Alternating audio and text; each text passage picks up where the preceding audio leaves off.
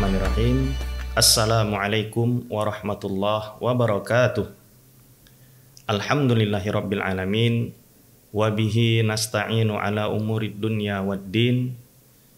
Wassalatu wassalamu ala khairil amin Rasulillah Muhammadin sallallahu alaihi wa alihi wa sahbihi ajma'in. Ashhadu an la ilaha illallah wahdahu la syarikalah wa ashhadu anna Muhammadan abduhu wa rasuluhu la nabiyya wa la rasula ba'dah.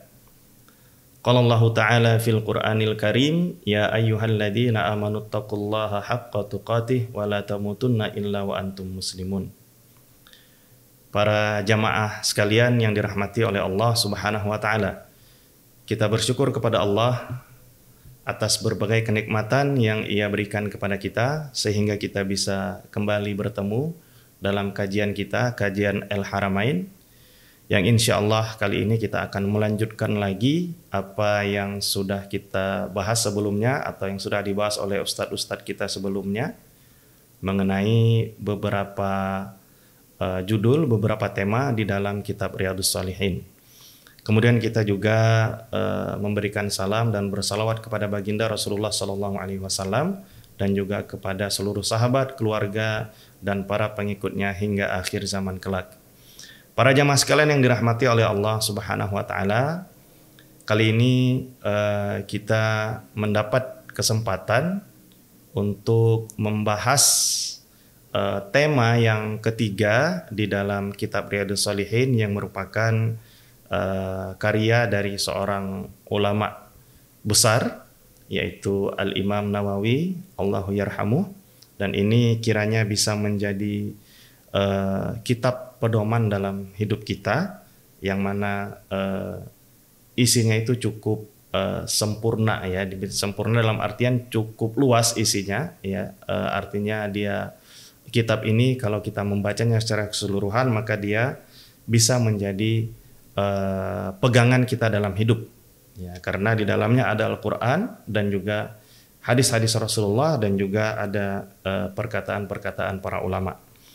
Para jamaah sekalian yang dirahmati oleh Allah Subhanahu wa taala, sebelumnya ya para ustadz sudah mengisi mengenai tema ikhlas dan taubat. Maka pada kesempatan kali ini kita akan membahas mengenai tema ketiga, yaitu kesabaran. Ya, kita akan mencoba memulai dari pengertian kesabaran. Ya, kalau kita melihat ke dalam kamus-kamus bahasa Arab, ya, maka makna kata sabar, yaitu artinya adalah al-habsu, ya, atau makna kata sobaro artinya adalah habsun, ya, atau habasa yahbisu, yang artinya adalah menahan. Nah, jadi habasa itu artinya menahan, atau juga di sebagian kamus disebutkan juga mana'ah, atau menahan atau melarang, ya. Nah, kemudian jika diartikan kesabaran ini di dalam syariat Islam atau secara istilah, maka artinya adalah menahan diri dalam ketaatan kepada Allah Subhanahu wa taala dan juga dalam menjauhi larangan-larangannya, ya, atau dalam menjauhi maksiat, ya, dan menahan diri ya dalam menerima qada dan qadar. Nah, mungkin dari pengertian ini yang paling relate dengan kita hari ini itu adalah makna kesabaran yang ketiga, ya, yaitu menahan diri dalam menerima takdir, ya, dalam menerima cobaan misalnya ataupun ujian dari Allah Subhanahu wa taala. Padahal ulama mengatakan, ya, tingkat kesabaran terbaik itu adalah yang pertama dan yang kedua. Jadi dari pengertian sabar secara istilah tadi, ya, maka kita bisa membagi bahwasanya kesabaran itu terbagi menjadi tiga hal atau ke dalam tiga hal, ya, yaitu sabar dalam ketaatan, kemudian yang kedua adalah sabar dalam menjauhi maksiat, dan yang ketiga adalah sabar dalam menerima takdir dari Allah Subhanahu wa taala. Contohnya apa? Misalnya mungkin agak membingungkan di jenis yang pertama tadi, ya, sabar dalam ketaatan, ya. Maksudnya di sini sabar dalam ketaatan adalah kita beri contoh misalnya ya, bahkan dalam ketaatan pun itu butuh kesabarannya. Misalnya ada dalam ibadah, dalam ibadah kita yang paling dekat dengan kita adalah ibadah sholat. Ya, dalam menjalankan ibadah sholat itu harus ada syarat-syarat yang harus dipenuhi. Ada rukun-rukun juga yang harus dipenuhi. Ya, misalnya sebelum sholat kita harus berwudu. Terkadang dalam kondisi dingin kita harus berwudu. Nah ini ya harus ya mau tidak mau harus kita jalankan karena itulah tuntutan dan tuntunan juga dalam ibadah kita. Ya. Nah ini maka kita harus sabar dalam berwudu misalnya dalam kondisi dingin untuk menjalankan sholat. Atau misalnya kita saat menjalankan sholat subuh, kita harus keluar pagi hari di dalam suasana atau di dalam cuaca yang dingin. Ya kita harus sabar demi untuk apa? Menjalankan kewajiban tadi. Maka sabar dalam ketaatan, sabar dalam kewajiban itu memang bagian daripada kesabaran itu sendiri. Ya. Kemudian kalau bisa dimaknai juga, ya sabar dalam ketaatan ini adalah juga tidak sembarangan dalam melaksanakan ibadah. Nah, jadi menjalankan ibadah itu ada pedomannya. Ya, ada pedoman dari Al-Qur'an, ada pedoman dari Rasulullah. Nah, kita ikuti pedoman-pedoman ini, kita ikuti aturan-aturan main. Bukan sembarangan kita buat-buat sendiri ibadah itu. Nah, ini juga masuk dalam sabar dalam ketaatan. Nah, contohnya misalnya sholat subuh lagi tadi. Sholat subuh ya dalam aturan syariat hanya 2 rakaat. Ya hanya 2 rakaat. Ya tetapi ya mungkin orang dalam satu momen ya sedang sedang on fire ya, sedang semangat dalam melaksanakan sholat subuh, pengen ditambah sholat subuhnya jadi 3 rakaat. Ya maka nggak bisa. Ya nggak bisa, harus sabar dia tetap sholat subuh 2 rakaat. Ya maka harus menahan diri tadi. Sabar, menahan diri, ikuti aturan main syariat. Ya, sholat subuh tetap 2 rakaat, walaupun Anda dalam semangat yang luar biasa dalam beribadah, tetap sholat subuh 2 rakaat, tidak boleh ditambah. Nah, inilah yang dimaksud dengan sabar dalam ketaatan. Itu contoh-contoh yang kita sebutkan. Kemudian yang kedua adalah sabar dalam menjauhi maksiat. Nah, ini Masya Allah, hari ini maksiat itu tersebar luar biasa. Ya, ada di depan kita, bahkan sangat dekat dengan kita dengan handphone ya, di media sosial, di media cetak, di media elektronik ya, banyak godaan-godaan untuk mendekat kepada maksiat kepada Allah Subhanahu wa taala. Ya, nah, dalam kondisi seperti ini apa yang bisa kita lakukan? Tidak lain dan tidak bukan adalah kita harus menahan diri. Nah, kita harus menahan diri. Ya, artinya apa? Sabar. Ya, sebagaimana tadi kita sudah jelaskan apa arti sabar itu, yaitu menahan diri, ya. Nah, itu salah satu contoh daripada sabar dalam menjauhi maksiat, ya. Kemudian yang ketiga, sabar dalam qada dan qadar. Apa yang sudah Allah tentukan kepada kita, kita terima, kemudian sabar, ikhlas, ridha, dan kita terus berusaha untuk memperbaiki diri. Nah, tawakal, terus ikhtiar, memperbaiki diri, insya Allah pasti akan mendapatkan ridha Allah Subhanahu wa taala dan pasti akan mendapatkan keutamaan dari kesabaran itu sendiri. Maka jamaah sekalian yang dirahmati oleh Allah Subhanahu wa taala, di dalam kitab Riyadhus Shalihin ini ya, Al-Imam An-Nawawi rahimahullah itu menjelaskan kepada kita banyak sekali keutamaan-keutamaan sabar.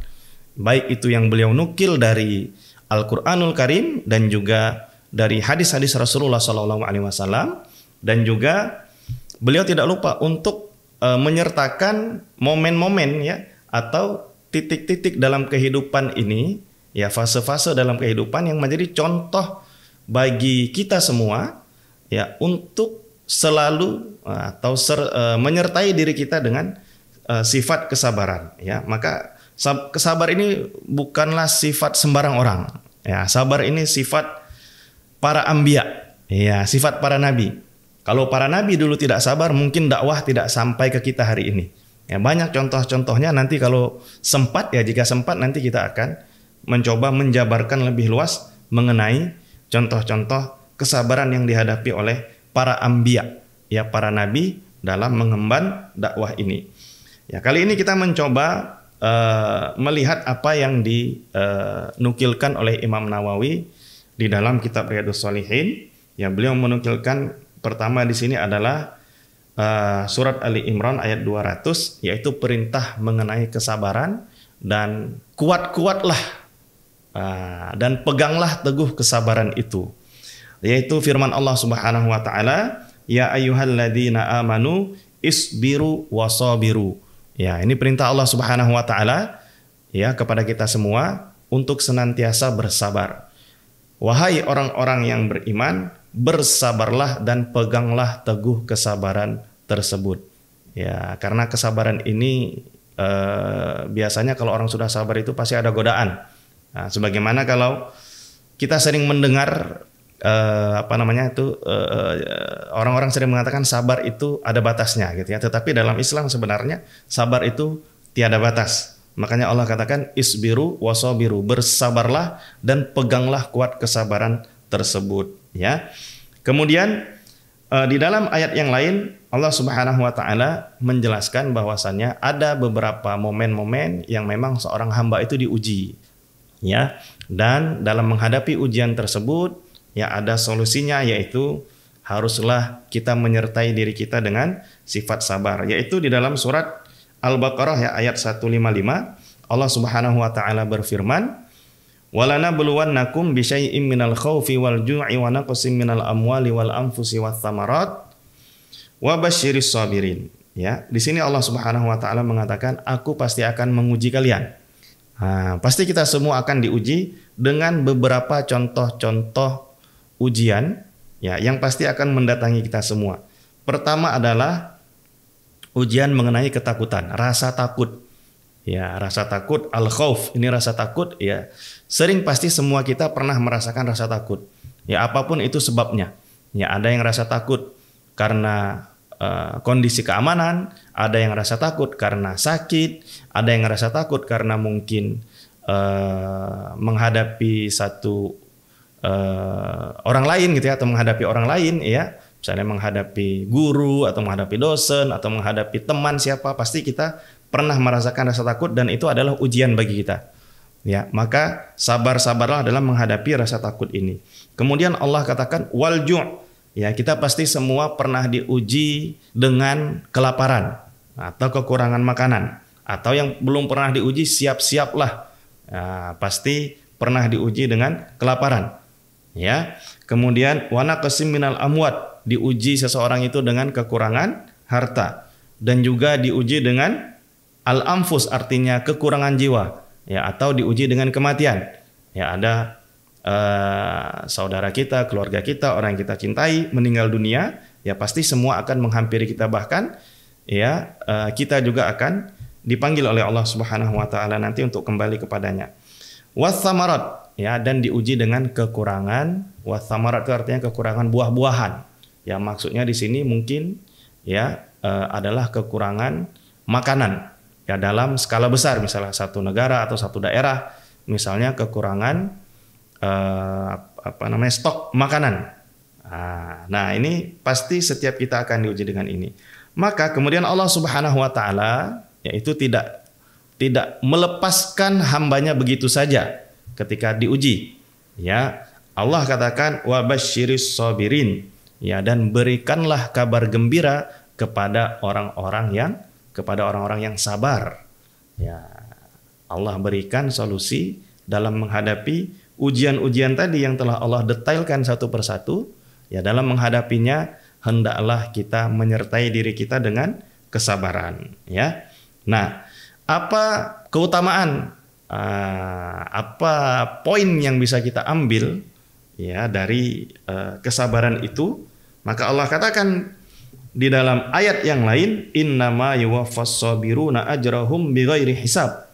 Ya, ini satu ayat yang terkenal ya, bahwasanya bagi orang-orang yang sabar ada pahala yang tidak terbatas. Ya, ada pahala yang tidak terbatas.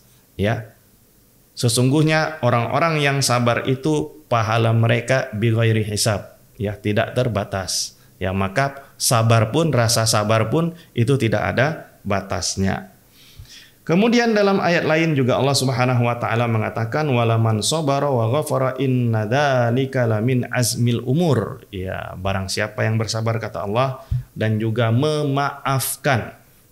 Ya, ini Allah sedikit menerangkan ya mengenai satu momen ya, terkadang kita sering berkonflik dengan orang lain ya, maka bersabarlah dan cobalah memaafkan kesalahan orang lain. Kenapa demikian? Inna dzalika lamin azmil umur. Sesungguhnya itu adalah perkara-perkara yang agung. Ya, bagian daripada perkara-perkara yang agung. Apa maksudnya dari perkara yang agung tadi?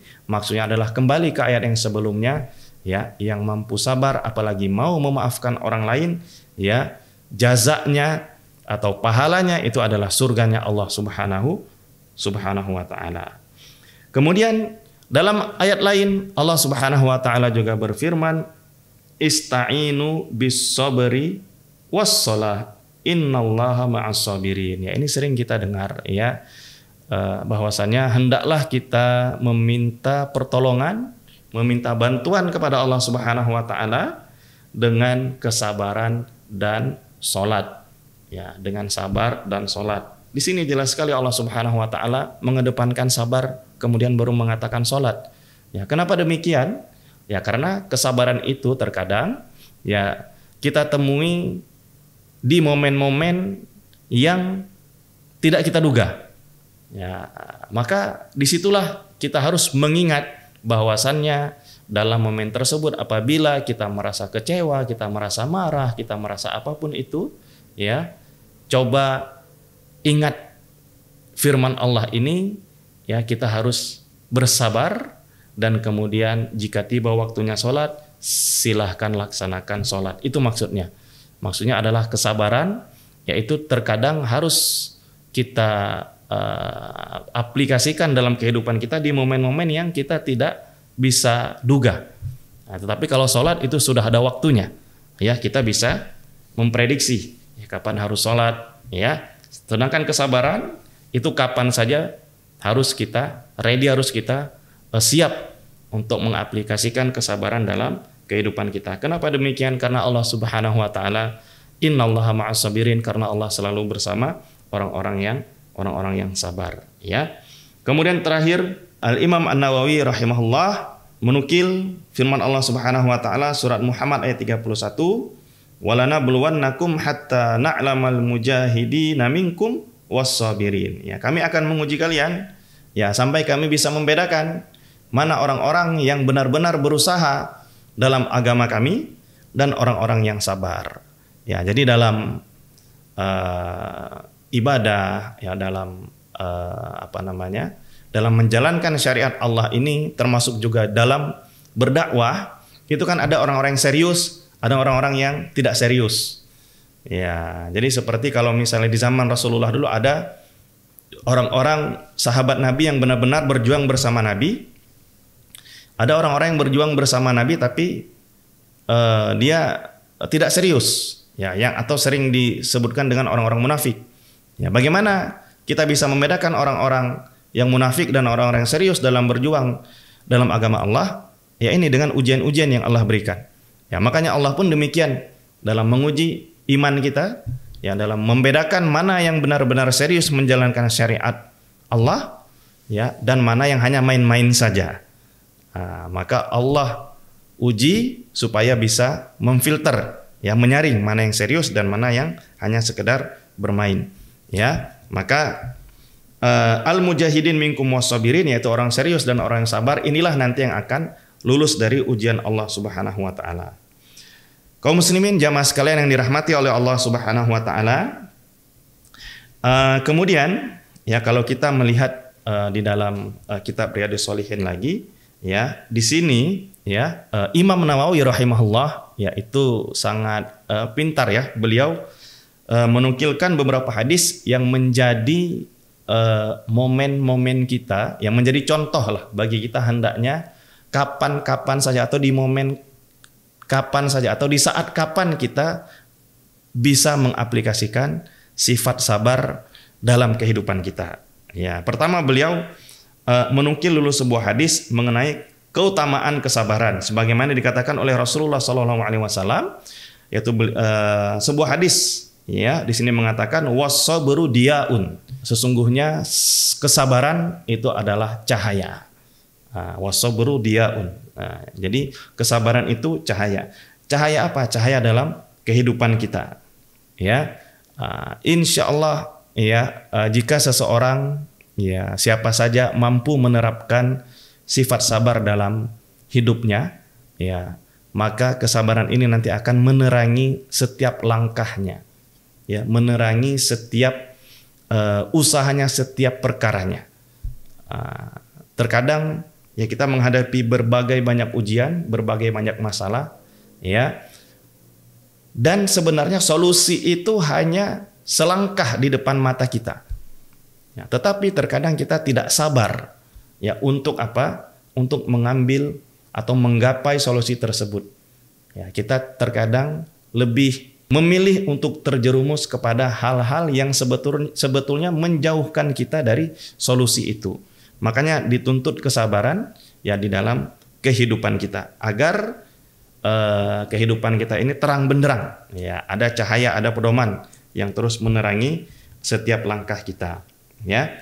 Kemudian jamaah sekalian yang dirahmati oleh Allah Subhanahu wa taala, ya di dalam hadis yang lain ya kita mencoba melihat hadis-hadis ini dan kita lihat contoh-contoh apa yang diberikan oleh Imam Nawawi di sini, ya. Nah, ini ada satu hadis ya, satu hadis yang menjelaskan kepada kita betapa seorang muslim itu harusnya dia mulia dengan kondisinya apapun kondisinya. Artinya mulia di sini adalah hendaknya dia mandiri, ya. Maksud daripada mandiri di sini adalah jangan terlalu menghinakan diri di hadapan manusia dengan kondisi yang ada pada diri kita. Nah, ini yang saat ini sangat sayang sekali sering kita temukan. Contohnya adalah orang yang meminta-minta. Ya, meminta-minta. Di sini Imam Nawawi rahimahullah yaitu menukilkan sebuah hadis, ya. Wa may yasta'fif yu'ifhullah. Ya, barang siapa yang mampu menjaga dirinya ya dari berbuat keji. Nah, ini menjaga diri, menjaga kehormatan dulu, ya. Menjaga kehormatan diri, ya, maka Allah akan angkat derajat kehormatannya. Ya, jadi kita dulu yang memulai menjaga kehormatan kita, barulah Allah akan membantu kita untuk menaikkan derajat kita. Dengan cara apa? Sabar. Jangan menghinakan diri di depan orang lain, jangan menjerumuskan diri di depan orang lain. Kemudian Allah katakan, wa may yastaghni yughnihillah. Barang siapa yang merasa cukup, maka Allah akan cukupkan dia dengan apa yang Allah berikan kepadanya. Ya, terkadang kita ini sering merasa tidak cukup karena terkadang kita tidak mensyukuri apa yang telah Allah berikan. Kita terlalu melihat ke atas, ya tidak pernah melihat ke bawah. Sehingga apa yang Allah berikan serasa kurang. Ya, coba sekali-sekali lihat ke bawah, maka insya Allah apa yang kita punya itu sudah lebih dari cukup. Ya, maka merasa cukup itu adalah hal yang penting supaya Allah Subhanahu wa taala mencukupkan apa yang kita butuhkan. Ya, nah kemudian kata Rasulullah sallallahu alaihi wasallam, wa may yatasabbar yusabbiruhullah. Nah, ini penting ya. Barang siapa yang berusaha sabar, maka Allah akan membantunya untuk bersabar. Ya, jadi sifat sabar ya sekali lagi sifat sabar ya itu bisa dilatih. Nah, sifat sabar bisa dilatih. Ya. Nah, apa buktinya? Buktinya adalah hadis Nabi ini. Wa may yatasabbar yusabbiruhullah. Barang siapa yang berusaha untuk sabar, ya maka Allah akan bantu dia untuk menjadi orang yang sabar. Ya. Sering sekali kita mendengar, ya ada teman-teman kita mengatakan aku orangnya nggak sabaran. Gitu ya, nggak bisa, nggak boleh itu dikatakan. Ya, harus mencoba untuk sabar. Ya, mencoba untuk sabar dengan berbagai kondisi. Ya, ingat kata Allah Subhanahu wa taala, barang siapa yang berusaha untuk sabar, melatih diri untuk sabar, insya Allah dia akan dibantu oleh Allah untuk bersikap atau untuk bisa memiliki sifat sabar. Kenapa demikian? Karena kata Nabi Muhammad SAW, wa ma u'tiya ahadun ata'an khairan wa ausa' minas sabri. Dan tidak ada nikmat ya yang paling luas, kata Nabi di sini. Ya, dan tidak ada nikmat yang paling luas dan yang paling baik yang Allah berikan kepada kita kecuali kesabaran. Ya, maka kesabaran apabila sudah masuk dalam hati kita dan bisa kita aplikasikan dalam kehidupan kita, maka itu adalah kenikmatan yang luar biasa. Ada seorang ulama mengatakan bahwasannya di setiap hal yang kita masukkan kesabaran di dalamnya, maka hal itu akan menjadi kebaikan. Ya, cobalah ya jamaah sekalian kita aplikasikan kesabaran ini di dalam kehidupan kita. Ya. Nah, kemudian jamaah sekalian yang dirahmati oleh Allah Subhanahu wa taala, ya, ada momen-momen ya yang juga Imam Nawawi nukilkan di dalam kitab Riyadhus Shalihin ini, ya. Kita coba bacakan, ya, kita runut ya bacakan beberapa momen ya. Mungkin tidak semua karena sangat panjang ya. Jadi kitab Riyadhus Shalihin ini panjang hadis-hadisnya. Nanti kita coba rangkumkan, ya. Contohnya di sini juga ada Imam Nawawi menukilkan adalah momen jika kita diuji yaitu dengan kematian, ya. Yaitu Imam Nawawi menyertakan atau menukilkan satu hadis doa bagi orang-orang yang diuji dengan kematian. Ya, apabila kita mendapati baik itu teman kita yang keluarganya meninggal dunia atau siapapun, ya maka hendaknya kita mengatakan di sini sesuai hadis Rasulullah SAW, innalillahi ma akhad walahu ma a'ta wa likulli syai'in indahu bi ajalin musamma faltasbir wal tahtasib. Ya, ini adalah doa bagi keluarga yang ditinggalkan, ya, atau siapapun itu yang ditinggalkan oleh orang-orang tercintanya. Sekali lagi doanya adalah innalillahi ma akhad walahu ma a'ta wa kulli syai'in indahu bi ajalin musamma faltasbir wal tahtasib. Sesungguhnya apa yang menjadi milik Allah itu bebas Allah ambil, ya, dan apa yang Allah akan berikan juga bebas Allah akan memberikannya. Terserah kepada Allah Subhanahu wa taala. Dan ingat, wa kullu syai'in, dan segala sesuatu di dunia ini itu ada waktunya. Ya. Faltasbir wal tahtasib, ya, dan maka bersabarlah dan berharaplah ridho dan pahala dari Allah Subhanahu wa taala dalam musibah ini, ya. Imam Nawawi juga menukilkan ada sebuah hadis yang panjang, ya, hadis Suhaib namanya. Ini cerita mengenai Rabbil Ghulam, ya, yaitu tentang seorang anak yang berdakwah, yang rela mengorbankan jiwanya untuk berdakwah, ya, untuk mendakwahkan ketauhidan, ya, intinya mendakwahkan Islam juga di masa lalu. Jadi ceritanya ini adalah, ya, kita singkat, kita rangkum. Ya, ceritanya ini adalah suatu hari ada sahabat Nabi yang datang kepada Nabi Muhammad SAW dan ya bisa dikatakan mengeluh, ya, bahwasanya kapan dakwah kita ini akan menang. Padahal pada saat itu masih fatrah Makkiyah, Nabi masih di kota Mekah. Ya, Nabi pada saat itu sedang di samping Ka'bah, ya, sedang duduk, ya, santai di situ. Kemudian datang seorang sahabat bertanya, wahai Rasulullah, kapan kita akan menang ini? Kapan Islam ini akan menang? Ya, kata Nabi kemudian, bersabarlah. Ya, kaum sebelum kita itu ada yang berdakwah itu sampai dibelah, ya, sampai dibelah dengan gergaji, sampai dibelah dengan gergaji, ya. Jadi nabinya atau pendakwahnya itu dibelah dengan gergaji, tapi mereka masih bersabar. Ya, la yutimannallahu hadal amr hatta yasirur raqibu min hadramaut ila Sana'a, ya, bersabarlah, ya, Allah akan menyempurnakan dakwah ini sampai nanti ada pengendara yang berjalan dari Hadramaut ke Sana'a, ini salah satu kota di Yaman, ya, dan dia akan berjalan dengan penuh keamanan. Artinya Islam ini akan tersebar ke sana. Maksudnya bersabarlah, insya Allah, ya, dakwah Islam ini akan tersebar kemanapun, ya, ke seluruh penjuru dunia. Padahal pada saat itu Nabi belum lagi fatrah Madinah, ya, belum berdakwah di Madinah, masih di Mekah, masih lama lagi dakwah, ya. Nah, ada juga yang Nabi ceritakan, yaitu di dalam surat Al-Ukhdud, sama juga dalam sambungan cerita itu, yaitu orang-orang yang dibakar di dalam sebuah lubang demi apa? Demi mengakui la ilaha illallah, demi mengakui bahwasanya tiada Tuhan selain Allah, demi mengakui kalimat tauhid, mereka rela dibakar. Ada juga seorang anak tadi yang Rabbul Gulam, ya anak tadi yang ceritanya Rabbul Gulam itu rela dipanah, ya rela dipanah, rela mengorbankan nyawanya, ya hanya demi apa? Supaya orang-orang melihat kebenaran Islam, kebenaran kalimat tauhid la ilaha illallah. Tidak ada yang bisa membunuh si gulam tadi, anak tadi, kecuali orang tersebut sudah mengucapkan la ilaha illallah. Ya, setelah itu, setelah anak itu mati tadi, maka kemudian rakyat atau masyarakat yang ada di sekitarnya semuanya masuk Islam. Tapi karena masuk Islam, mereka pun akhirnya dibakar. Itulah kesabaran mereka dalam berdakwah. Yang penting dakwah ini tersebar, mengenai nyawa, insya Allah mereka sudah pasrahkan kepada Allah Subhanahu wa Ta'ala.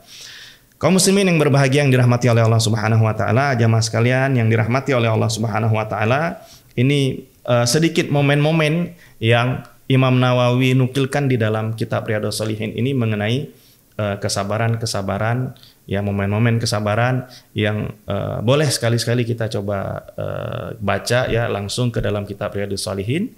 Yang mudah-mudahan ini menjadi pelajaran untuk kita semua, menjadi ibrah yang bisa kita terapkan dalam kehidupan masing-masing. Mudah-mudahan Allah Subhanahu wa Ta'ala memberikan rezeki yang luar biasa, yaitu sifat kesabaran dalam diri kita, sebagaimana tadi yang dikatakan oleh Nabi, bahwasannya tidak ada karunia yang luar biasa yang Allah berikan kepada kita kecuali sifat sabar. Demikian jamaah, mudah-mudahan kita bisa bertemu kembali. Lebih dan kurang saya mohon maaf. Wabillahi taufiq wal hidayah. Wassalamualaikum warahmatullahi wabarakatuh.